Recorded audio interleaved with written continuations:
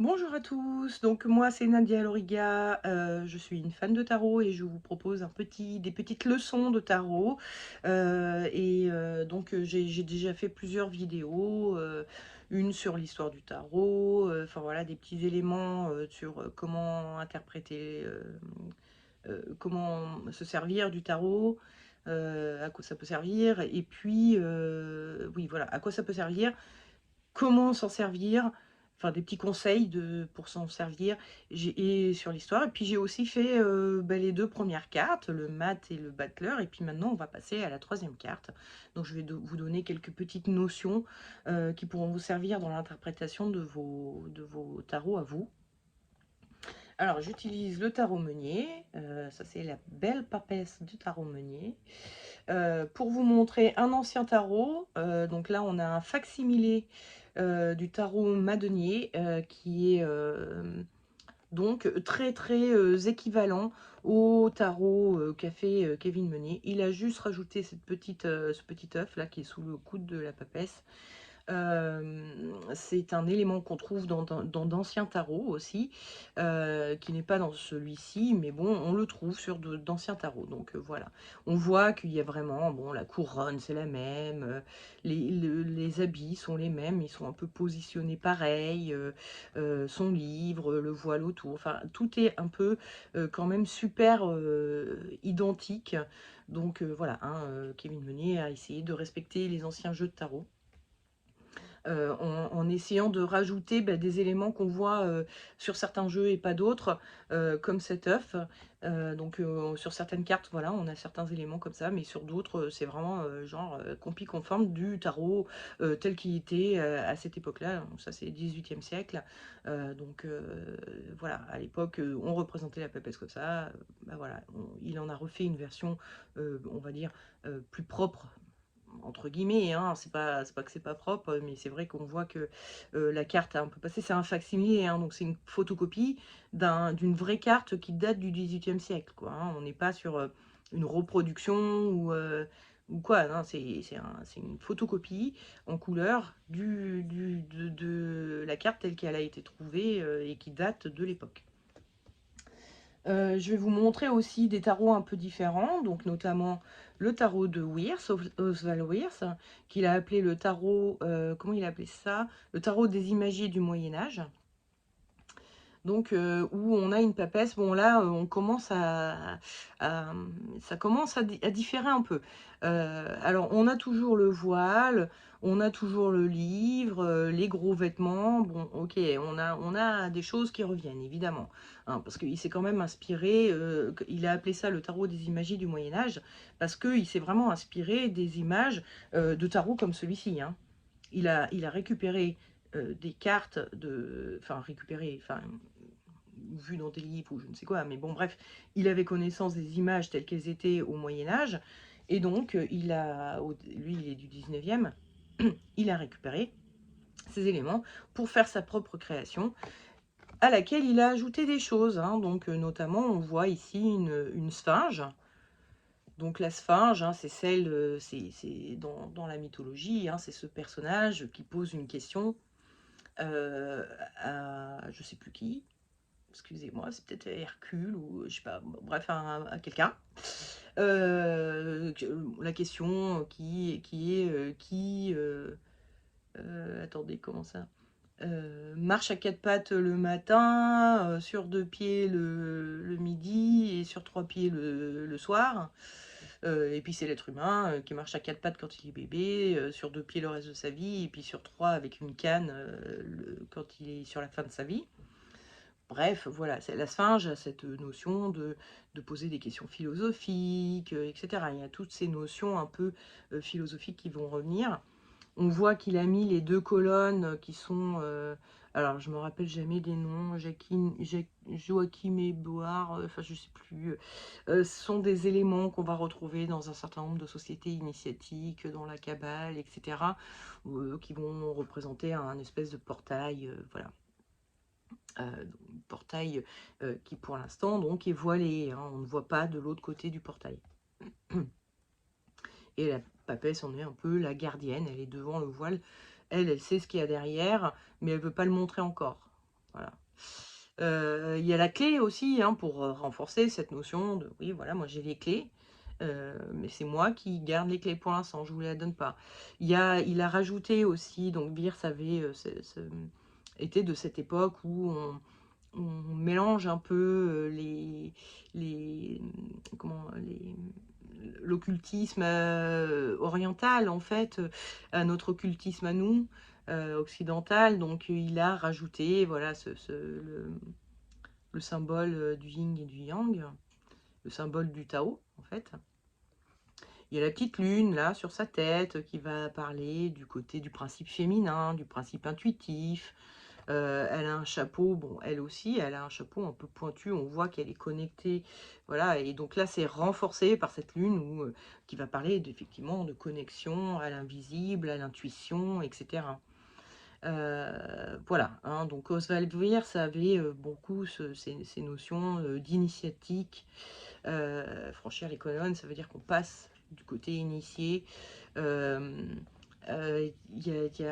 Ça c'est très typique des sols qu'on trouve dans les sociétés initiatiques. Enfin, c'est voilà, hein, on est vraiment, il y a de la symbolique de la société initiatique qui est là et de l'initiation. Il va falloir passer par la papesse pour passer du côté initiatique. Et puis maintenant passons à au Rider-Waite. Le Rider-Waite, donc pareil, rien à voir. Donc on est beaucoup plus proche de la papesse du Oswald Wirth.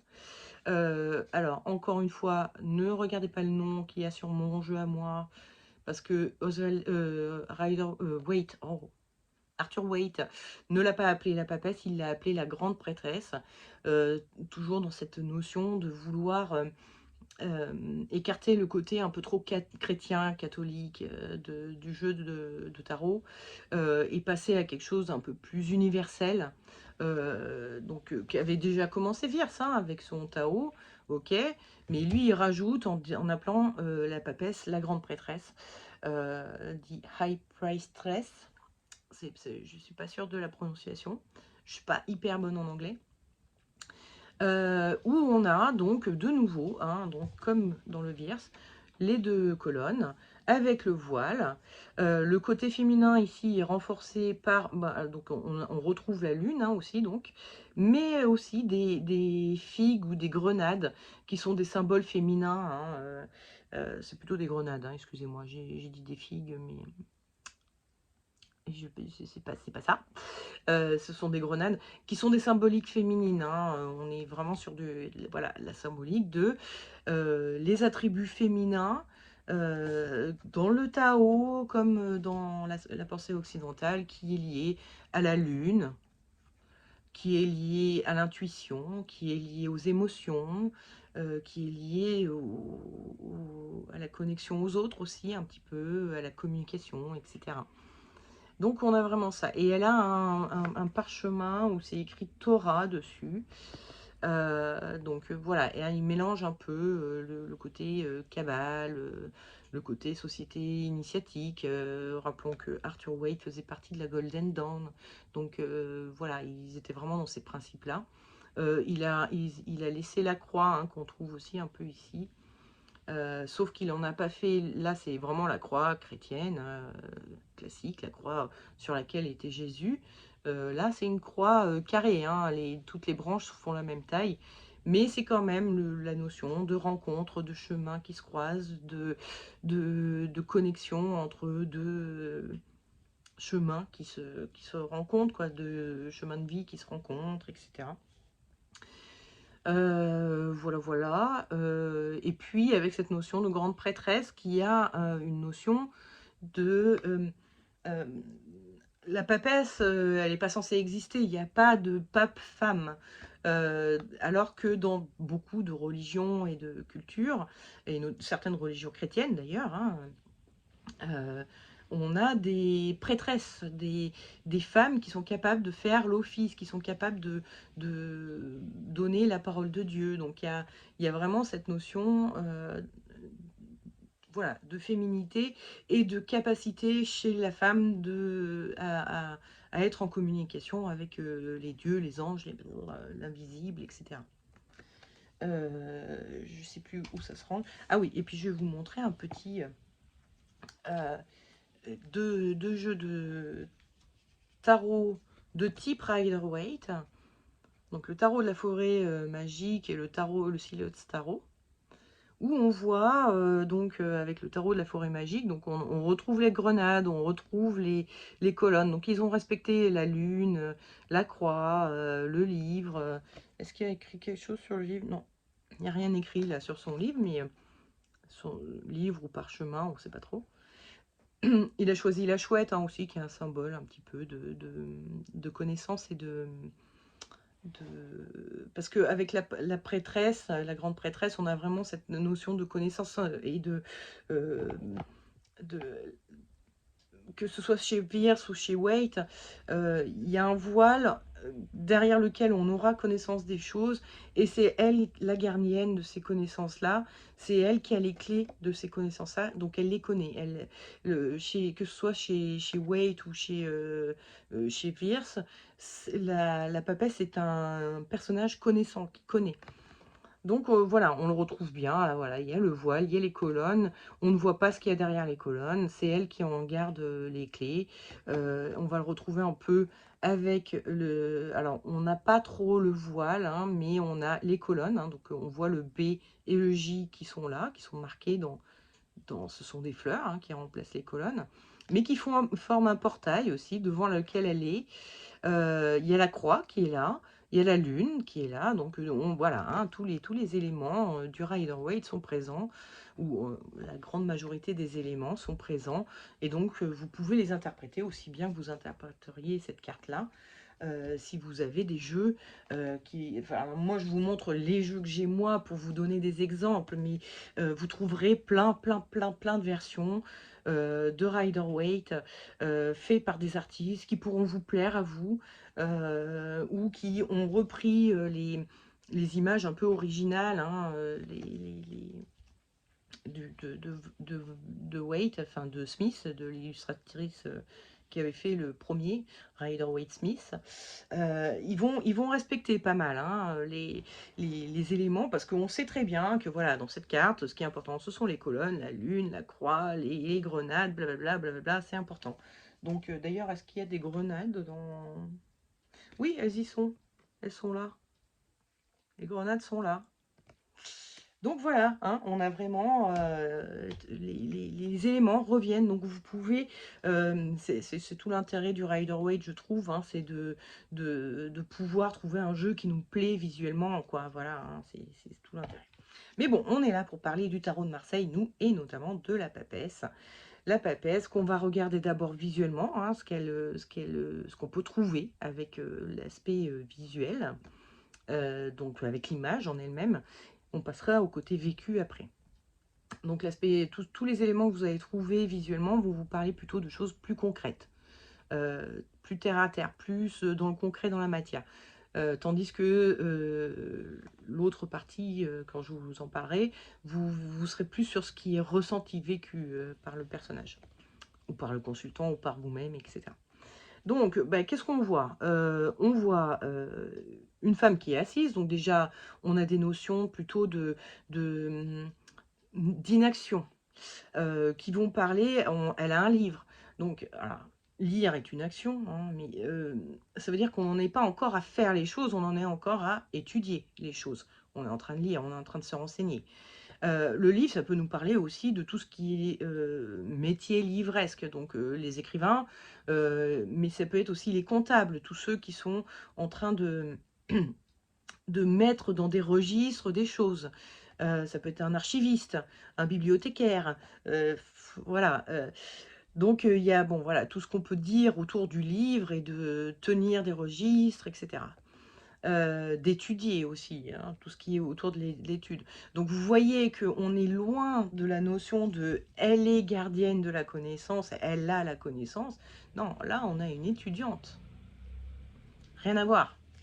Enfin, on peut avoir une étudiante.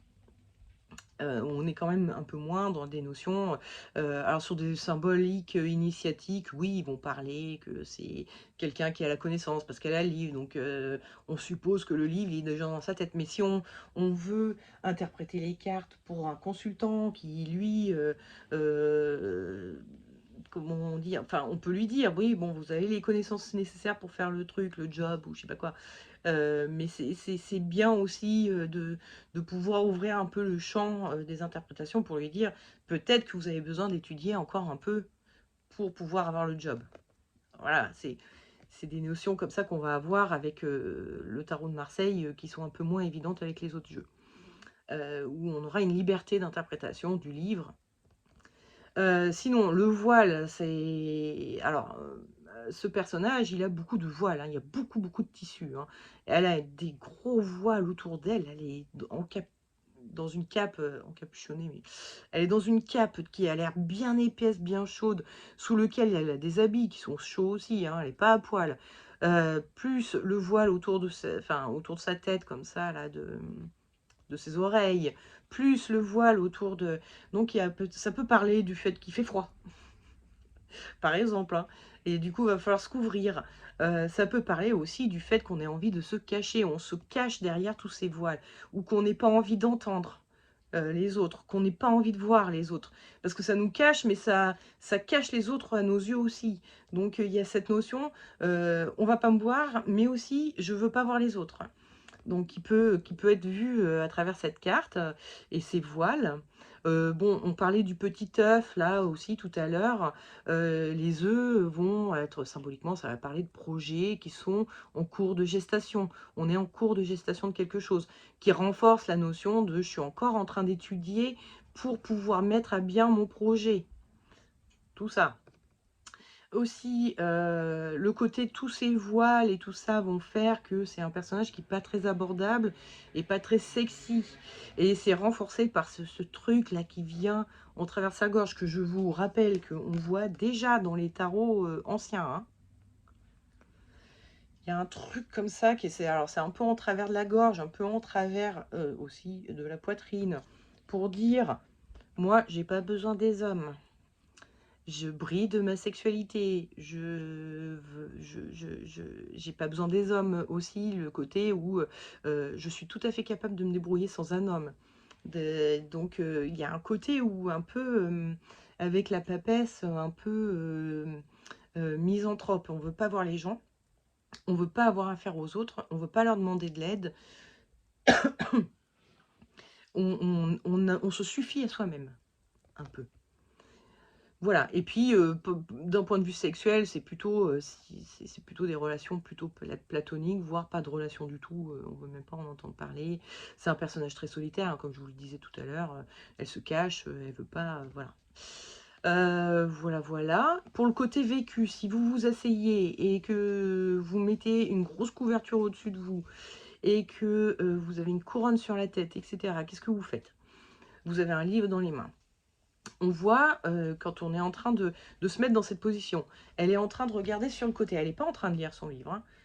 Elle est en train de regarder sur le côté. On a vraiment ce sentiment, que on est en train d'essayer de retenir ce que l'on vient de lire.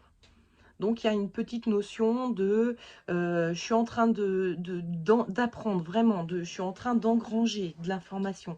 Je suis en train me mettre dans la tête des trucs qui vont me servir pour plus tard. Il y a aussi la notion, donc on est très au chaud, très voilà, c'est assez confortable, mais c'est assez isolant aussi. On sent bien que on est en train de mettre des couches d'oignons autour de nous pour que les autres puissent pas nous atteindre. Et puis voilà, il y a le petit côté réflexion, être en train d'essayer de se souvenir ou de se rappeler ce qu'on vient de lire, d'engranger les informations, mais aussi de voir un peu, comment ça pourrait me servir, vis-à-vis de mon projet ou voilà. Voilà, bon, je pense qu'on a fait pas mal le tour, hein, pour le côté initiatique, on en a déjà un peu parlé, hein. Il y a cette notion où, il y a un voile, qu'il va falloir traverser, il y a, des connaissances qu'il faut engranger, Voilà, on est pas mal sur ces notions-là de connaissances vers lesquelles il faut tendre. Et donc pour pouvoir dépasser le voile, retirer le voile. Voilà, voilà. Bon, je pense que j'ai fait pas mal le tour des choses que je pouvais vous dire sur notre belle papesse. Je dis belle papesse, mais en vrai, c'est un personnage que j'aime pas trop. Mais bon, j'aime pas trop l'énergie, tout ça. Bon. Mais bon, hein, on passe tous par ces étapes-là, donc il n'y a pas de méchante et de gentille. C'est bon, voilà. Vous avez vu aussi un petit peu à travers les interprétations que j'ai pu donner qu'il y a des notions qui sont plutôt négatives, d'autres qui sont plutôt positives, hein. Vous voyez un peu que c'est pas... il y a l'aspect, bon, bah voilà, je me cache de tout le monde, je reste dans mon petit cocon, tout ça, bien au chaud. Et puis il y a l'aspect, bah, en fait, je suis une grosse peau de vache, j'ai mis tellement pas envie de voir le monde. C'est voilà, hein, les deux côtés de la médaille, vous le voyez bien à travers les interprétations que je vous donne. J'espère en tout cas, parce que c'est vrai que je fais ça un peu de façon bordélique. Je suis désolée, j'ai rien préparé. J'espère que ça vous aura quand même aidé. Et puis bah, du coup, je vous souhaite une bonne continuation. Puis je vous dis à tout bientôt pour la suite des événements, hein, donc le pape. Voilà. Allez, ciao, bye.